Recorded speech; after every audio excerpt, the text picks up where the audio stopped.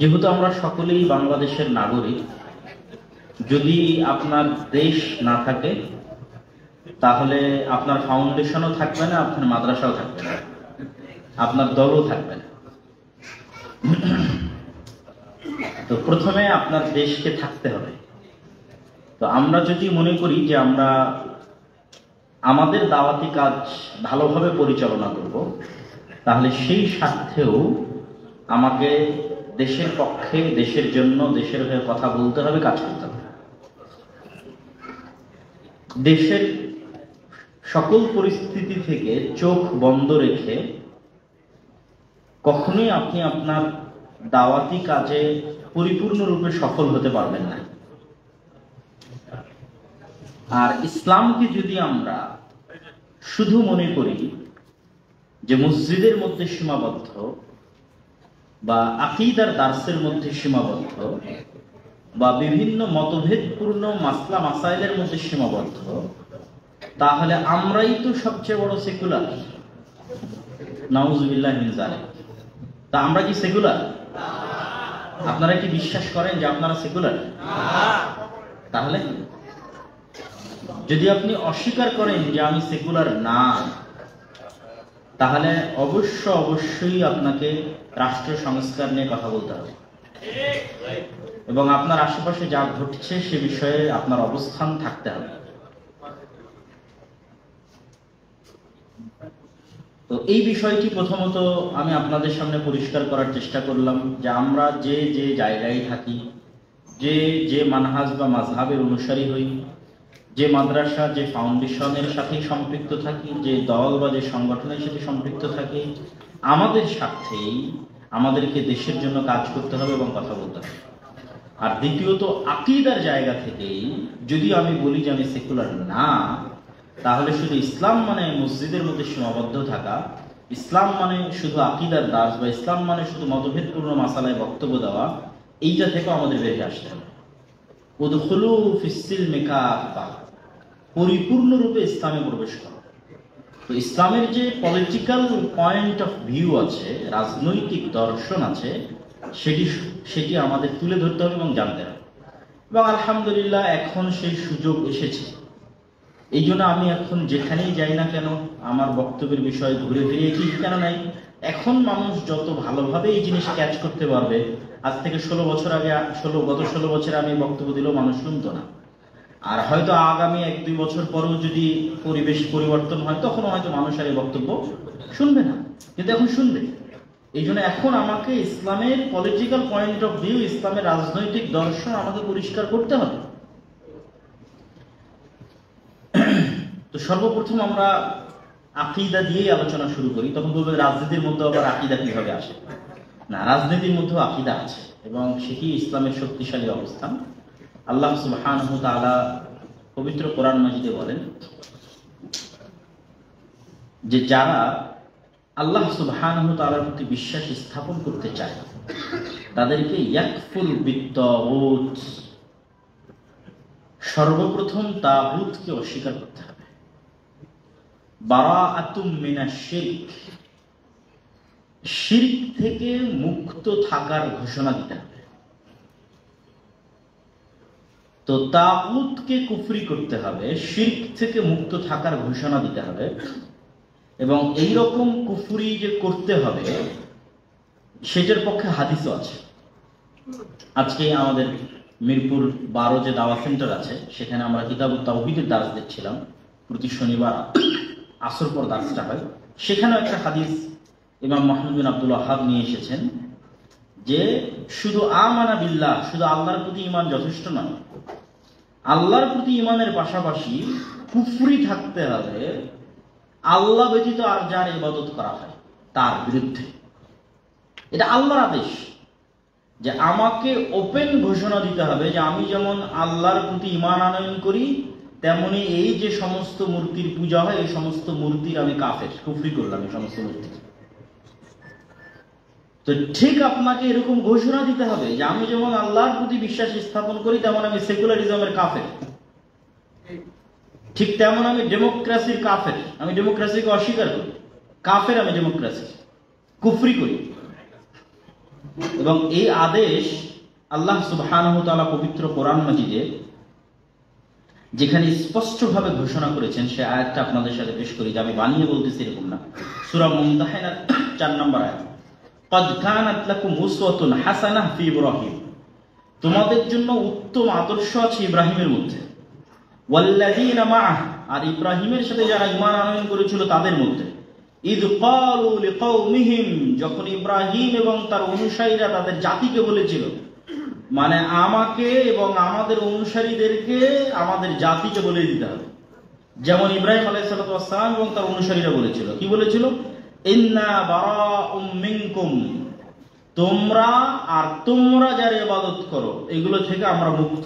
অমিম্মা তা'বুদুনা মিন দুনিল্লাহ, আল্লাহ ব্যতীত আর যা কিছু তোমরা ইবাদত করো এই প্রত্যেকটা থেকে আমরা মুক্ত আর তোমাদের থেকে মুক্ত। শুধু তাই নয়, কাফারনা বিকুম, এই যে আমি এতক্ষণ যেটা বললাম সেটা এই কোরআনের আয়াতে চলে আসলো, কাফারনা বিকুম, কাফের হয়ে গেলাম তোমাদের মূর্তি, কাফের হয়ে গেলাম তোমাদের, কাফারনা কুফরি করলাম।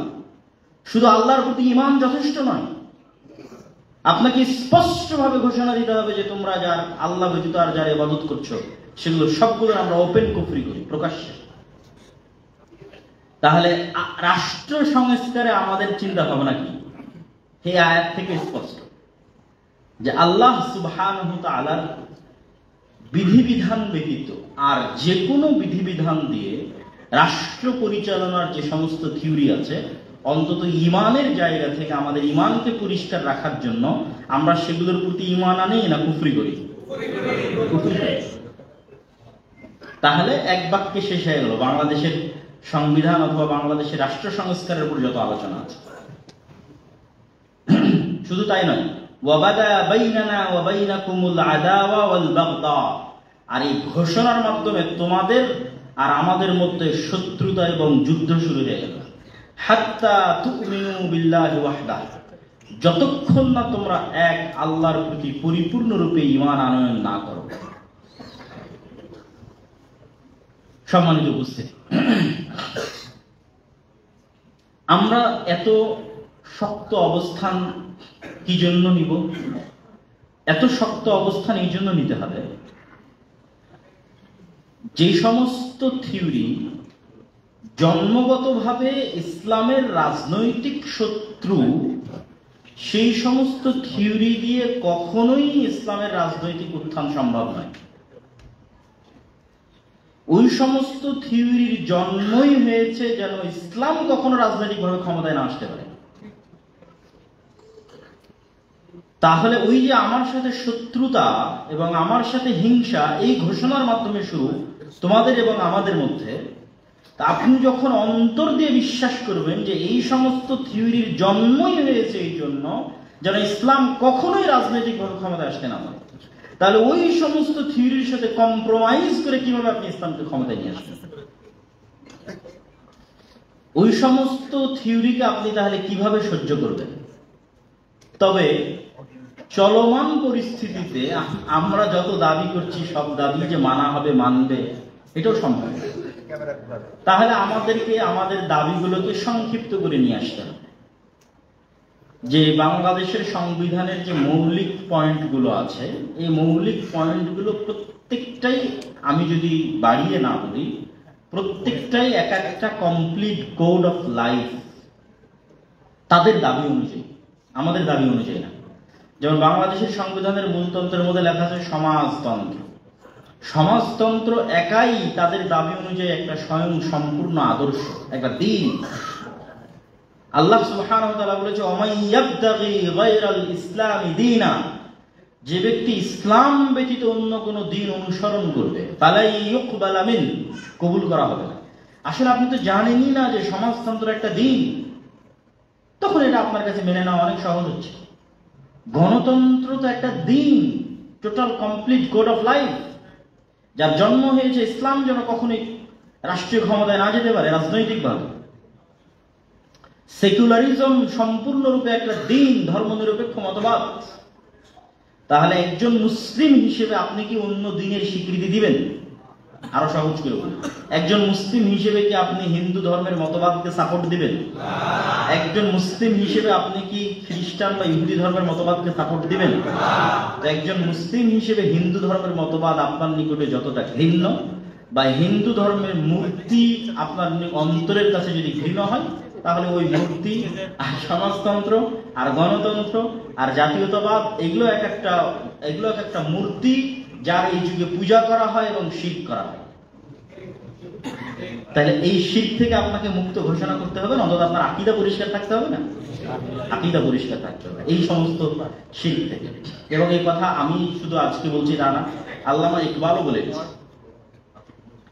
আল্লামা ইকবাল তার কবিতার মধ্যে বলেছে যে এই যুগের আজরেরা নতুন খোদা তৈরি করেছে, তারা শোয়ায়ে হ্যাঁ খোদা আওর। এই যুগের আজরেরা, আজরকে ইব্রাহিম আলাইহিস সালামের পিতা, ইব্রাহিম আলাইহিস সালামের পিতা একটা মূর্তি বানাতো, অসংখ্য মূর্তি বানাতো। আল্লামা ইকবাল বলতেছে এই যুগের আজরেরা, মানে এই যুগে যারা মূর্তি বানায়, তারা নতুন একটা মূর্তি বানিয়েছে, নতুন একটা খোদা বানিয়েছে। সেই খোদার নাম উনি বলছেন সেটি হচ্ছে জাতীয়তাবাদ, ওয়াতান পারাস্ত, ন্যাশনালিজম। তাহলে আমি যে বললাম যে গণতন্ত্র, সমাজতন্ত্র, জাতীয়তাবাদ এগুলো এক একটা খোদা বা এগুলো এক একটা আল্লাহ, নাউজুবিল্লাহ, তা এই সমস্ত আল্লাহর কি করা হচ্ছে? পূজা করা হচ্ছে। এই সমস্ত প্রভুর পূজা করা হচ্ছে, অথচ তারা উলুহিয়াত পাওয়ার হকদার না? হকদার না? হকদার না। তাহলে তো আপনাকে কুফরি করতে হবে, লা ইলাহা, কুফরি করতে হবে না? ওয়ামাই ইয়াকফুর বিত্তাগুত কাফারনা বিকুম, এগুলো প্রত্যেকটা কোরআনের আয়াত। তাহলে তো আপনাকে এগুলো থেকে কুফরি করতে হবে, এগুলো বাদ। এই প্রত্যেকটা জায়গায় শুধু কে বসবে? আল্লাহ সুবহানাহু ওয়া তাআলা। সমাজতন্ত্রের জায়গায় কে বসবে? আল্লাহ বা ইসলাম। গণতন্ত্রের জায়গায় কে বসবে? আল্লাহ বা ইসলাম। এবং ইসলামের নিজস্ব রাজনৈতিক দর্শন আছে, আর এই রাজনৈতিক দর্শন কোনো কিতাবী দর্শন নয়। সমাজতন্ত্র তো ব্যর্থ। পৃথিবীর কোন একটা দেশ সমাজতন্ত্র দিয়ে এখন পর্যন্ত সাকসেসফুলি পরিচালিত হয়েছে দেখ। যারা এই দেশে সমাজতন্ত্রের দাবিদার, তারাও তো নীতিভ্রষ্ট।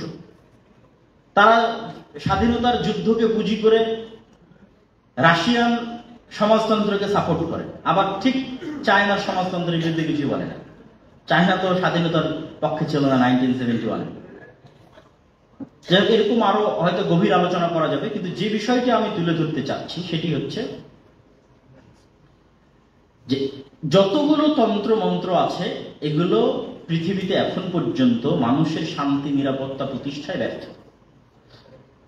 সারা পৃথিবী বিশ্বযুদ্ধের দিকে ধাবমান, রাশিয়া ইউক্রেনের যুদ্ধকে কেন্দ্র করে। অসংখ্য দেশে ক্ষমতার পট পরিবর্তন, পালা পরিবর্তন, রক্তপ্রবাহ, গৃহযুদ্ধ চলতেছে। আপনি বলবেন আমেরিকায় তো গণতন্ত্র ভালো কাজ করছে, বা ইংল্যান্ডে তো গণতন্ত্র ভালো কাজ করছে। তারপরেও আমি আপনাকে বলবো, আপনি শতভাগ বিশ্বাস রাখেন আজকের গণতন্ত্র আমেরিকায় যে কাজ করছে এবং আজকের গণতন্ত্র ইংল্যান্ডে যে কাজ করছে, ইসলামের যে রাজনৈতিক দর্শন আছে, যেটিকে আমরা খেলাফা বলি, আর সিয়াসা শারঈয়া, এই খেলাফা যদি আমেরিকায় প্রতিষ্ঠিত হয়, ইংল্যান্ডে প্রতিষ্ঠিত হয়, তাহলে আমেরিকার মানুষেরা এখনকার চাইতে বেশি সুখে এবং শান্তিতে থাকবে, ইংল্যান্ডের মানুষেরা এখনকার চাইতে বেশি শান্তি এবং সুখে থাকবে। আচ্ছা, ন্যূনতম কোন জায়গায় খেলাফা তাদেরকে শান্তি দিবে? কোন জায়গায় যদি খেলাফা তাদেরকে তাদের বর্তমান অবস্থার যেতে শান্তি না দিতে পারে, তাহলে দুই জায়গায় দেবে। এক, অর্থনৈতিক ডেভেলপমেন্ট, আর দুই, পারিবারিক ঐতিহ্য। এখন কিন্তু যারা ক্ষমতায় এসেছে, ডোনাল্ড ট্রাম্প বা ডোনাল্ড ট্রাম্পের সহযোগী ইলন মাস্ক কিন্তু জাস্ট পরিবার প্রথা যেন ঠিক থাকে, এই যুদ্ধটা করার জন্য ট্রাম্পের সাথে অংশগ্রহণ করেছে। আমাদের দেশীয় রাজনীতিতে ডোনাল্ড ট্রাম্প প্রশাসনের সাথে কি ঘটবে আমি সেই আলোচনায় না গিয়ে জাস্ট পরিবার যে মানুষের জন্য কতটা গুরুত্ব, এই পয়েন্টে আমি উদাহরণটা দিচ্ছি। ইলন মাস্কের নিজের সন্তান, ইলন মাস্ক এই ভাইরাসের নাম দিয়েছে, LGBTQ ভাইরাসের নাম হচ্ছে ওক ভাইরাস। তার নিজের সন্তান এই ভাইরাসে মানে সমকামিতার এই ভাইরাসে আক্রান্ত হয়ে তার বাবাকে হুমকি প্রদান করে যে আমাকে যদি আপনি বায়োলজিক্যাল অপারেশনের মাধ্যমে ছেলে থেকে মেয়েতে রূপান্তরিত না করেন, হরমোন, ছেলের হরমোন বাদ দিয়ে মেয়েদের হরমোন অতিরিক্ত প্রবেশ করানোর মাধ্যমে, অপারেশন করার মাধ্যমে মেয়েতে রূপান্তরিত না করেন, তাহলে আমি আত্মহত্যা করব। এবং ডাক্তারদের সাজেশনে এবং ছেলের জীবন রক্ষার্থে ইলন মাস্ক রাজি হয় যে ঠিক আছে আমার ছেলের অপারেশন করা হোক, এবং তার ছেলেকে অপারেশন করে মেয়েতে রূপান্তরিত করা হয়েছে এবং তার ছেলে জীবিত থাকা ছেলে, এখনো জীবিত, ইলন মাস্ক বলতেছে আমার ছেলে আমার জন্য ডেড, মারা গেছে, আমার ছেলে নাই। এবং এই যে যন্ত্রণা যে তার বাবার সামনে তার ছেলে থেকে মেয়েতে রূপান্তরিত হচ্ছে এবং বাবা বলতেছে আমার ছেলে মৃত, আমার ছেলের আমার নাই, এই যন্ত্রণা থেকে বাঁচতে ইলন মাস্ক তাদের বিরুদ্ধে ফাইট করতেছে। টুইটার কিন্তু সে ব্যবসায়িক লাভের জন্য কিনেনি, ওই জেদ থেকে কিনেছে। ডোনাল্ড ট্রাম্পের সাথে অংশগ্রহণ করেছে ব্যবসায়িক লাভের জন্য না, জেদ থেকে। যেই সমস্ত এলজিবিটিকিউ এর যারা ধ্বজাধারী আছে এদের বিরুদ্ধে ফাইট করে। তাহলে আমেরিকার মানুষও এই সেকুলারিজম আর লিবারালিজম তথা উদার নীতি বা আনলিমিটেড স্বাধীনতা, লিবারেল অর্থটা কি? আনলিমিটেড ব্যক্তি স্বাধীনতা, আপনার এবং এইটাকেই মানবাধিকার বানিয়ে দেওয়া। আপনার মন চেয়েছে আপনি এখন আইডেন্টিটি চেঞ্জ করে ছেলে থেকে মেয়ে হবেন, এটাই নাকি আপনার মানবাধিকার। নাউজুবিল্লাহ। তাহলে এটাই তো আনলিমিটেড ফ্রিডম, এটাই তো লিবারেল। তাহলে এই যে লিবারেল সিস্টেম এবং সেকুলার সিস্টেম পরিবারকে যে ধ্বংস করেছে, এই জায়গায় যদি ইসলামের রাজনৈতিক দর্শন গালেব থাকতো তাহলে আমেরিকার মানুষের পরিবার এভাবে ধ্বংস হতো। একটা উপকার দিবে, দ্বিতীয় অর্থনীতিতে কি উপকার দিবে? বলবেন তারা তো এমনি ধনী বা এমনি ভালো। ইহুদিরা আজকের পৃথিবীতে সুদ ভিত্তিক এমন না,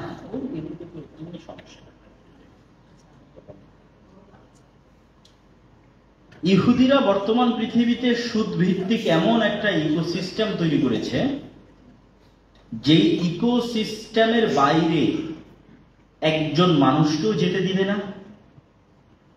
এবং আমেরিকা এবং ইংল্যান্ডে কেউ এই ইকোসিস্টেমের বাইরে আছে এবং বাইরে থেকে টিকে থাকতে পারবে না। তো বাইরে আছে, এটা বহু পরের প্রশ্ন, বাইরে গিয়ে তো টিকতে পারবে না। আপনি যদি ক্রেডিট কার্ডের ইউজার হন এবং আপনি দেখা যাচ্ছে গত 10 বছর থেকে ক্রেডিট কার্ড সাকসেসফুলি ইউজ করতেছে, আপনি আমেরিকা বা ইংল্যান্ডে একটা বাড়ি নিতে গেলে আপনাকে সিকিউরিটি মানি দেওয়া লাগবে না, অনলি জাস্ট এই কারণে যে আপনি ক্রেডিট কার্ড হোল্ডার এবং সেটা ভালোভাবে ইউজ করতেছেন। আর যদি আপনি ক্রেডিট কার্ডের ইউজার না হন তাহলে এখন সিকিউরিটি মানি দেন, এত সিকিউরিটি মানি আপনি কোথায় থেকে দেবেন? সারা জীবনের ইনকাম দিয়ে একটা বাড়ি কেনা কঠিন আছে, বাড়ি ক্রয় করা কঠিন আছে, তাহলে থাকবেন কিভাবে? লোন নিয়ে, সরকারের কাছ থেকে লোন নিয়ে আপনাকে বাড়ি ক্রয় করতে হবে। প্রত্যেকটা জিনিসের পিছনে ইন্স্যুরেন্স আছে, মোবাইলের পিছনে ইন্স্যুরেন্স আছে, ওয়াইফাই রাউটারের পিছনে ইন্স্যুরেন্স আছে। মানুষের লাইফ আর গাড়ি তো বহু দূরের কথা। এমন ভাবে সুদের ইকোসিস্টেম তৈরি করা আছে যে আপনি there is no cash money without loan. প্রত্যেকটা ক্যাশ মানির বিপরীতে লোন আছে। আপনি দাবি করতে পারবেন না যে আমার পকেটের এই ক্যাশ মানিটা স্বাধীন, একটা পয়সাও স্বাধীন নয়, প্রত্যেকটা পয়সার পিছনে লোন আছে।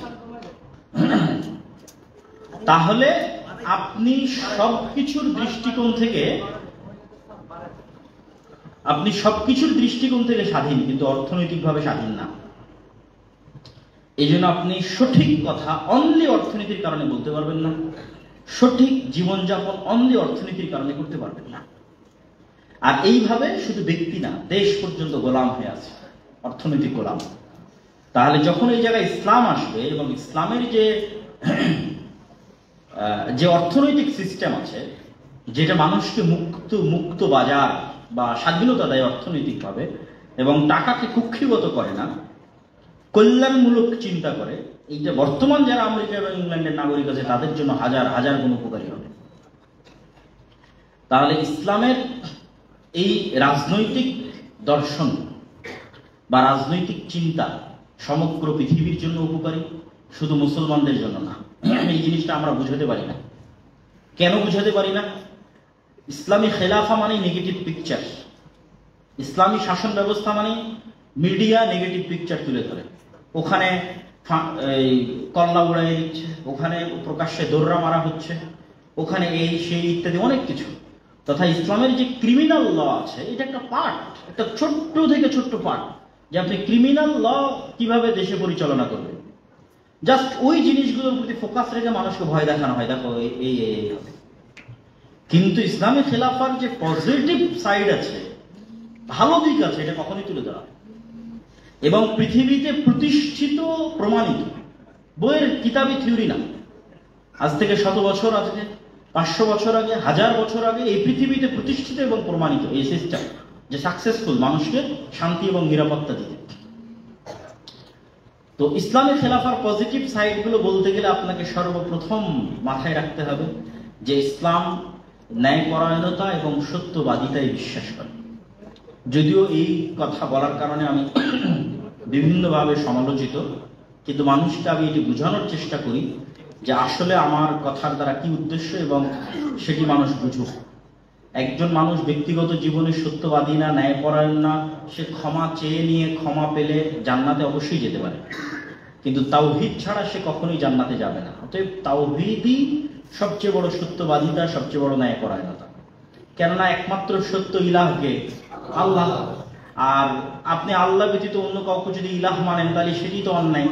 তাহলে একমাত্র ন্যায় দাবি উলুহিয়াতের ক্ষেত্রে কে ইলাহ? আল্লাহ ইলাহ, এটি একমাত্র ন্যায়, বাকি সব অন্যায়, সবগুলো অত্যাচার। তাহলে সবচেয়ে বড় সত্যবাদিতা, ন্যায়পরায়ণতা তাওহীদই। কিন্তু এর বাইরে গিয়েও সত্যবাদিতা এবং ন্যায়পরায়ণতার গুরুত্ব আমি যেটা তুলে ধরতে চেয়েছি, যে আমরা চাচ্ছি আমি রাষ্ট্র ক্ষমতায় যাব, এই কথা যদি আমি বুঝাতে না পারি সেটা আমার ব্যর্থতা। আমি কোনো বই থেকে পড়ে সাজিয়ে নতুন কোনো তত্ত্ব নিয়ে আসছি এরকম না, বরং আমার এটি মনে হয়েছে কোরআন এবং হাদিস থেকে আমি এটি সঠিক বুঝেছি।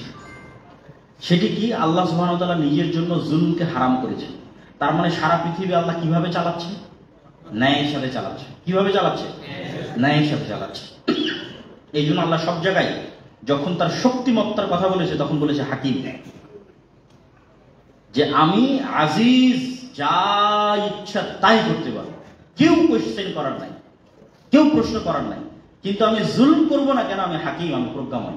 পাওয়ার থাকার পরও জুলুম করবো, পাওয়ার থাকার পর আমি সবচেয়ে ন্যায় করার। তাহলে পুরো পৃথিবী, আসমান জমিন এবং তার মধ্যে যা কিছু আছে আল্লাহ কিসের ভিত্তিতে চালাচ্ছে? ন্যায়ের মানদণ্ডে চালাচ্ছে। আচ্ছা, এবার বলেন তো, রাষ্ট্র ক্ষমতা বা রাজত্বের একচ্ছত্র মালিকানা কার হাতে? আল্লাহর হাতে। এটা তো আমাদের পরিষ্কার বিশ্বাস। কুলিল্লাহুম্মা মালিকাল মুলক তুতিল মুলকা মান তাশা ওয়া তানজিউল মুলকা মিম্মান তাশা। নাযা মানে কি? নাযা মানে হচ্ছে একটা গরম লোহা যদি আপনি চট বা পাটের মধ্যে ধরেন, ধরে টেনে বের করেন, তাহলে ওই লোহা ওই চটের অনেক ছাল বাকলা লোহার সাথে চলে আসবে। তো আল্লাহ এইভাবে রাজত্ব ছিনিয়ে নেয়। এইভাবে 36 দিনে কিভাবে আল্লাহ রাজত্ব ছিনিয়ে নিল দেয়, এই ভাষায় আল্লাহ ব্যবহার করেছে, আল্লাহ নাযা করে। তাহলে প্রত্যেক যারা ক্ষমতায় আছে তারা অস্থায়ী। তাহলে এই বাংলাদেশের স্থায়ী রাজত্বের মালিকানা কার হাতে? আল্লাহ। আল্লাহ পৃথিবী চালায় কি দিয়ে? ন্যায়পরায়ণতা দিয়ে। এখন আপনি দাবি করছেন আপনি মুসলিম, আপনি আল্লাহর অনুসারী, আল্লাহর তাওহীদে বিশ্বাসী, আপনি চান আল্লাহ আপনাকে ক্ষমতা দিক। তো আপনি আল্লাহর কাছে ক্ষমতা চাচ্ছেন, আল্লাহ আপনাকে ক্ষমতা দিক, আর আল্লাহ পৃথিবী পরিচালনা করে ন্যায়ের সাথে। তো আপনি যদি আপনার পার্সোনাল লাইফ, ফ্যামিলি লাইফে অন্যায়কারী হন, তাহলে আল্লাহ কি কখনো আপনাকে তার দয়ায় রাষ্ট্রের দায়িত্ব দিবে? যে তার স্ত্রীর সাথে অন্যায়কারী, তাকে আল্লাহ রাষ্ট্রের দায়িত্ব দিয়ে দিবে? যে তার বোনের সম্পত্তি ভালোভাবে বুঝিয়ে দেয়নি, অন্যায় করেছে, তাকে আল্লাহ রাষ্ট্রের দায়িত্ব দিয়ে দিবে? ইম্পসিবল। আল্লাহ তাকে ক্ষমা করে জান্নাতে দিতে পারে, কিন্তু আল্লাহর ক্ষমতার অংশ দয়ায়, কেন পুরো পৃথিবীতে একচ্ছত্র ক্ষমতা কার? আল্লাহ। তো আল্লাহর ক্ষমতার অংশ আল্লাহ দয়া করে একজনকে দিয়ে দিবে, কেননা সে আল্লাহর বান্দা, আল্লাহর অনুসারী, আল্লাহর দয়ায় দিবে। অথচ সে পার্সোনাল লাইফে স্ত্রীর সাথে অন্যায়কারী, বোনের সাথে অন্যায়কারী, ভাইয়ের সাথে অন্যায়কারী, এরকম অসম্ভব, অসম্ভব। আপনি তখনই আল্লাহ আপনাকে দয়া করে ক্ষমতা দিবে যখন আসলে আল্লাহ দেখবে যে এই মানুষটা যে ইসলামের দাবিদার এবং আমার অনুসারী হওয়ার দাবিদার, সে সর্বক্ষেত্রে ন্যায়পরায়ণতা প্রতিষ্ঠায় সাকসেসফুল।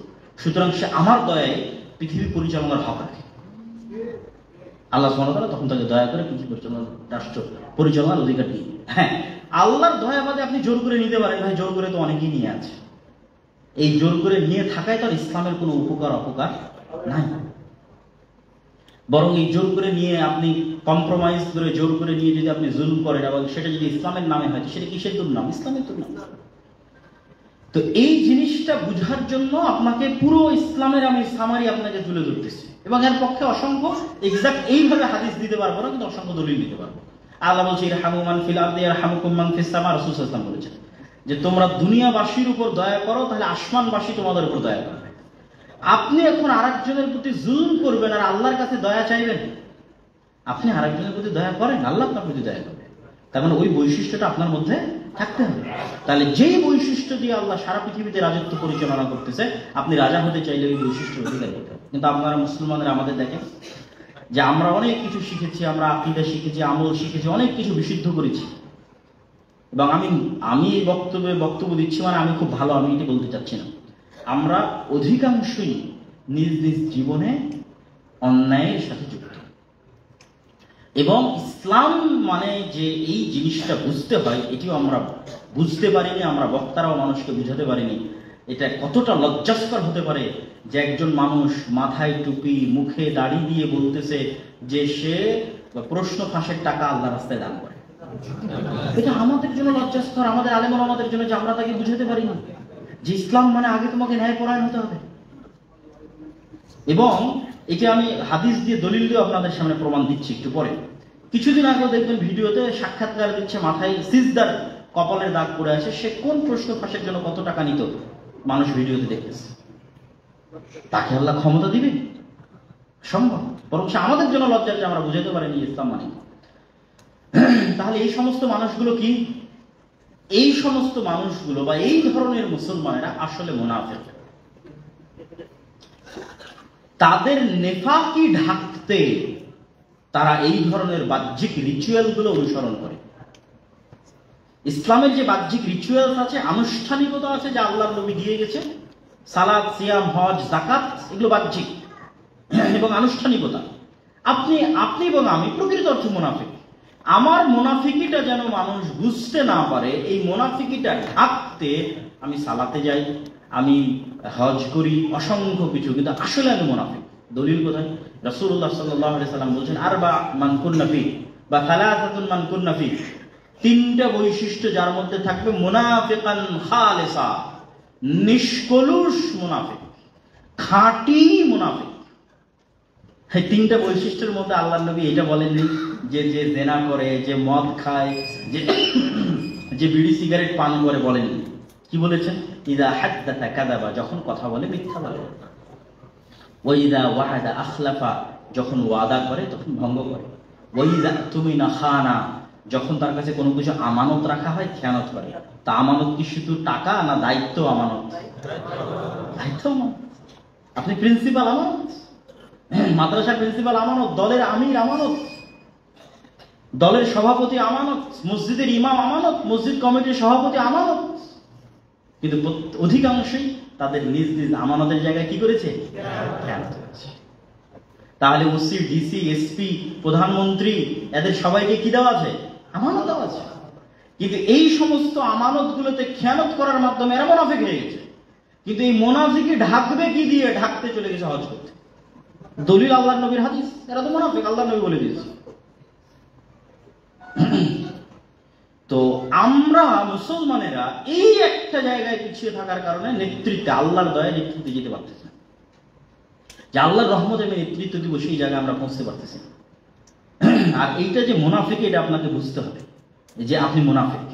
কেননা আপনি মানুষের হক নষ্ট করছেন, সুতরাং আপনি আল্লাহর হক আসলে পরিপূর্ণ আদায় করেন না। কিন্তু মানুষের হক নষ্ট করার পর আল্লাহর হক আদায় করছেন কেন? আপনার এই মুনাফিকিটা ঢাকার জন্য, মানুষকে দেখার জন্য। আপনি যখন পূর্ণ ন্যায়ের সাথে, পূর্ণ সত্যবাদিতার সাথে জীবন যাপন করেন, আর ওই অবস্থায় যখন আপনি সালাতে দাঁড়াবেন, তখন আপনি হচ্ছে পূর্ণ বিশ্বাসী মুমিন, যে এখন সালাত আদায় করতেছে। সে মানুষের সাথে অন্যায় করে না, আল্লাহর সাথে করে না। সম্মানিত উপস্থিতি, তাহলে গত 16 বছর এই ধরনের অসংখ্য মুনাফিক দিয়ে দেশ পরিপূর্ণ ছিল। কোন ওসিডিসি এসপি মন্ত্রী জালসা সম্মেলনের প্রধান অতিথি ছিল না বলেন? সবাই ছিল। কতজন সালাত আদায়কারী হাজি উমরাকারী ছিল না? প্রায় অধিকাংশই ছিল। কিন্তু সবাই নিজ নিজ দায়িত্বের সাথে খেয়ানত করে জালেম জুলুম করেছে, অত্যাচার করেছে। এই জায়গা থেকে যারা আমরা ইসলামপন্থী আছে আমাদের শিক্ষা, আমি একজন মাদ্রাসা দায়িত্বশীল হিসেবে জুলুম করছি কিনা, আমি একজন দলের আমির হিসেবে জুলুম করছি কিনা। আপনাকে আরেকটা আজকে মূলনীতি বলে যাই। এই যে আজকে এখানে অনেক ঘরানার আলেম ওলামা একত্রিত হয়েছে, মাশাআল্লাহ বারাকাল্লাহ। এইরকম যত মতভেদ আছে, দেওবন্দীদের মধ্যে মতভেদ হোক, আহলুল হাদিসদের মধ্যে হোক, অন্য আর কারো মধ্যে হোক, পৃথিবীর অন্য আর কারো মধ্যে, এই মতভেদগুলোতে যখন আদর্শিক বিষয়টা সামনে আনা হয়, এটা ডাহা মিথ্যা কথা। একটা জিনিস মনে রাখবেন, এটা ডাহা মিথ্যা কথা, যে তার সাথে আমার আদর্শের মিলেনি তাই আমরা একসাথে থাকি, এটা মিথ্যা কথা। সেটা দেওবন্দীদের মধ্যে মতভেদ হোক অথবা আহলে হাদিসদের মধ্যে মতভেদ। আসলে কি ঘটেছে? আসলে ওই জায়গায় সত্যবাদিতা এবং ন্যায়পরায়ণতা অনুপস্থিত ছিল। হয় যিনি আমির তিনি সত্যবাদী নন, না হয় যে মামুর সে সত্যবাদী নয়। হয় আমির জুলুম করেছে, না হয় মামুর জুলুম করেছে, এর বাইরে আর কিচ্ছু নাই। মাদ্রাসা ভেঙে মাদ্রাসা হয়েছে, দল ভেঙে দল হয়েছে, প্রত্যেকটা জায়গায় আদর্শিক কোনো কারণ নেই। সেখানে কি অনুপস্থিত ছিল? সত্যবাদিতা অনুপস্থিত ছিল, ন্যায়পরায়ণতা অনুপস্থিত, হয় আমার পক্ষ থেকে নয় আমার অনুসারীর পক্ষ থেকে। তো এই জিনিসটার প্রতি এই জন্য আমি এখনকার ইদানিং বক্তব্যগুলোতে সবচেয়ে বেশি গুরুত্ব দিচ্ছি এবং দেওয়া উচিত বলে আমি মনে করছি, যে আমরা যদি রাষ্ট্র ক্ষমতায় যেতে চাই, আমাদের মুসলমানদের এই সংশোধন এবং এই সংস্কারটা সবচেয়ে জরুরি। সম্মানিত উপস্থিতি, তো আমি যে বিষয় তুলে ধরছিলাম, যে আমাদের এত বেশি বিস্তারিত দাবি করলে সেই দাবিগুলো গ্রহণীয় হবে না, আমাদের সংক্ষিপ্ত এবং ছোট দাবি করতে হবে। সেটি কি? আমরা বাংলাদেশের রাষ্ট্রে সেকুলারিজম দেখতে চাই না। বাংলাদেশের রাষ্ট্র পরিচালিত হতে হবে ইসলামের ভিত্তিতে। ইসলামের ভিত্তি এটি মৌলিক আদর্শের অন্তর্ভুক্ত থাকবে, তার সাথে অন্যদের অধিকার সংরক্ষণের জন্য যা করা লাগে, মানে তাদের দাবি যে যদি ইসলাম আনা হয় তাহলে এটি হচ্ছে সাম্প্রদায়িকতা, যদি ইসলাম আনা হয় তাহলে এটি হচ্ছে ফ্যাসিজম। কিন্তু আমি আপনাকে বলি যে যদি সেকুলারিজম আসে, তাহলে নাস্তিকরা বাদে যারাই ধর্মে বিশ্বাস করে এরা সেকেন্ড ক্লাস সিটিজেন। এটা রাষ্ট্রের মূল আদর্শ যখন সেকুলার হয়, তখন প্রত্যেক মুসলিম দ্বিতীয় শ্রেণীর নাগরিক, আপনি প্রথম শ্রেণীর নাগরিক না। এবং শুধু তাই নয়, আপনাদেরকে স্পষ্ট করতে হবে যে এই 24-এর যে অভ্যুত্থান, এই অভ্যুত্থানে যে 2000 আনুমানিক ছাত্র প্রাণ দিল, এই 16 বছর আপনারা যে জুলুম এবং অত্যাচারের কথা বলছেন, এই জুলুম এবং অত্যাচার হাসিনা কি ইসলামের নামে চালাইছিল? ইসলামের নামে জুলুম চালাইছিল? হাসিনা সেকুলারিজমের নামে জুলুম চালিয়েছে। সে নিজেকে সবসময় অসাম্প্রদায়িক এবং সেকুলার বলে দাবি করেছে এবং সবসময় গণতন্ত্রের নামে জুলুম চালিয়েছে। হাসিনা কি সবসময় দাবি করতো না যে আমি গণতান্ত্রিক এবং গণতন্ত্রের বিজয় চাই? সবসময় দাবি করতো। তাহলে সে গণতন্ত্রের নামে আমাদের উপর জুলুম করেছে, সেকুলারিজমের নামে আমাদের উপর জুলুম করেছে। তাহলে লাস্ট সামারি কি দাঁড়ালো? বৈষম্য বিরোধী ছাত্র আন্দোলনে 2000 ছাত্রকে হাসিনা হত্যা করেনি, সেকুলারিজম হত্যা করেছে। বৈষম্য বিরোধী ছাত্র আন্দোলনে 2000 ছাত্রকে গণতন্ত্র হত্যা করেছে। গত 16 বছরে তৈরি করে রাখা আয়নাঘর হাসিনা তৈরি করে, এটা সেকুলারিজম তৈরি করেছে। কেননা এটা সেকুলারিজমের নামেই তৈরি করা হয়েছে। গত 16 বছরে আয়নাঘর গণতন্ত্র তৈরি করেছে। গত 16 বছরে আয়নাঘর ইসলাম তৈরি করেনি, ইসলামের নামেও তৈরি করেনি। বৈষম্য বিরোধী ছাত্র আন্দোলন 2000 ছাত্রকে তা ইসলামের নামেও হত্যা করা হয়নি, ইসলামও হত্যা করে। তাহলে এত বিশাল পরিবর্তনের পর আবার ওই একই বাক্য, সেকুলারিজম থাকতে হবে, অসাম্প্রদায়িক বাংলাদেশ হতে হবে, তাহলে লাভ কি? যেই লাভ সেই শুধু। অতএব আমাদের স্পষ্ট স্ট্যান্ড থাকতে হবে, আমাদের শক্ত অবস্থান থাকতে হবে যে আমরা এই রাষ্ট্রীয় জুলমের জন্য সেকুলারিজমকে দায়ী করছি, এই রাষ্ট্রীয় জুলমের জন্য ডেমোক্রেসিকে দায়ী করছি এবং তার জায়গায় রাষ্ট্রের মৌলিক আদর্শ হিসেবে ইসলামকে যাচ্ছে। এবং ইসলামকে বাদ দিয়ে যদি রাষ্ট্রীয় কোনো কিছু তৈরি করা হয়, তাহলে এর চেয়ে বড় বৈষম্য আর হবে না বাংলাদেশের মাটিতে। বৈষম্যের বিরুদ্ধে আন্দোলন করে মুসলমানদেরকে সবচেয়ে বড় বৈষম্যের শিকার করা, সেকুলারিজমের ভিত্তিতে রাষ্ট্র পরিচালনা করে মুসলমানদেরকে তাদের দেশেই দ্বিতীয় শ্রেণীর নাগরিক তৈরি করা, এটাই সবচেয়ে বড় বৈষম্য। এবং আপনাকে আরো একটা জিনিস বলে রাখি, পৃথিবীতে ডানপন্থী কট্টরপন্থার উত্থান হচ্ছে, আর ওই ডানপন্থী কট্টরপন্থাকে আপনি সেকুলারিজম দিয়ে ডিল করবেন, এর চেয়ে বড় হাস্যকর পৃথিবীতে কিছু না। আপনার পার্শ্ববর্তী রাষ্ট্রে ডানপন্থী কট্টরপন্থা তথা হিন্দুত্ববাদী কট্টরপন্থার উত্থান হচ্ছে, ইসরায়েলে জায়নিস্ট কট্টরপন্থার উত্থান হচ্ছে, ইউরোপিয়ান অসংখ্য দেশে খ্রিস্টান ডানপন্থী কট্টরপন্থীদের উত্থান হচ্ছে। তো আর আপনি বলবেন কি যে আমি সবচেয়ে সাধু, সবচেয়ে ভালো, আমার দাড়ি নিষিদ্ধ করলেও আমি তোমাদের সাথে আছি, আমার বোরখা পরা নিষিদ্ধ করলেও আমি তোমাদের সাথে আছি, আমার চেয়ে ভালো, আমার চেয়ে সাধু আর কেউ নাই। তখন এইভাবে করতে করতে আপনার উপর অত্যাচার এবং জুলম এবং আপনি গোলাম হয়ে যাবেন। এই ধরনের কট্টর পন্থাকে ট্যাকেল দিতে হলে আপনি যদি হিন্দুত্ববাদী ভারতের আগ্রাসন থেকে বাংলাদেশকে রক্ষা করতে চান, একটা জিনিসই বাংলাদেশকে রক্ষা করতে পারে, বাংলাদেশের স্বাধীনতাকে রক্ষা করতে পারে, সেটা ইসলাম। আর সেকুলারিজম নিয়ে আসা আর ভারতের অধীনস্থ হওয়া দুইটা সেম জিনিস, একই জিনিস। বাংলাদেশের স্বাধীনতাকে রক্ষা করতে পারবে, আগেও রক্ষা করেছিল। 47-এর ইতিহাস সেই দিন দেখলাম ডক্টর সালিমুল্লাহ বলেছেন, এবং আমিও এটিকে সাপোর্ট করি, যে এটিকে যদি কেউ স্বাধীনতা বলে তাহলে দ্বিতীয় স্বাধীনতা না, এটা তৃতীয় স্বাধীনতা। প্রথম স্বাধীনতা 47, দ্বিতীয় স্বাধীনতা 71, তৃতীয় স্বাধীনতা 24। তো 47-এ আপনি যে মানচিত্র পেয়েছেন সেটা ইসলামের নামে পাওয়া গেছিল। যদি আপনি ইসলামকে উঠিয়ে দেন তাহলে এই বর্ডারের কি দরকার? এই বাংলাদেশ নামক রাষ্ট্রের যে বর্ডার তৈরি করেছেন, এই বর্ডারের কি দরকার? 47-এ এই বর্ডারটা তৈরি হয়েছে ইসলামের নামে। এখানে বেশিরভাগ মুসলমান বসবাস করে, এই জন্য তাদের আলাদা একটা রাষ্ট্র লাগে। এই কারণে 47-এ আলাদা রাষ্ট্র পেয়েছে। আপনি রাষ্ট্রের মূলনীতির মধ্যে ইসলামই রাখবেন না, সেকুলারিজম রাখবেন, বর্ডার উঠিয়ে দেন। আর যদি মনে করেন না বর্ডার রাখতে হবে, স্বাধীন আলাদা দেশ লাগবে, তাহলে এই দেশ যেটার উপর ভিত্তি করে তৈরি হয়েছিল সেটিকে সামনে নিয়ে আসতে হবে, সেটা ইসলাম। সম্মানিত উপস্থিতি, ইসলাম বিজয়ী হবে কিভাবে? এই মাসের মাসিকাল ইতেসাম যদি বাইরে পান, আমাদের আরো বই পুস্তক আছে, ফিলিস্তিন বা আরো যে নতুন বইগুলো এসেছে, এই মাসে ইতেসামের সম্পাদকীয় দেখবেন ইসলামের সামগ্রিক বিজয় যেভাবে সম্ভব।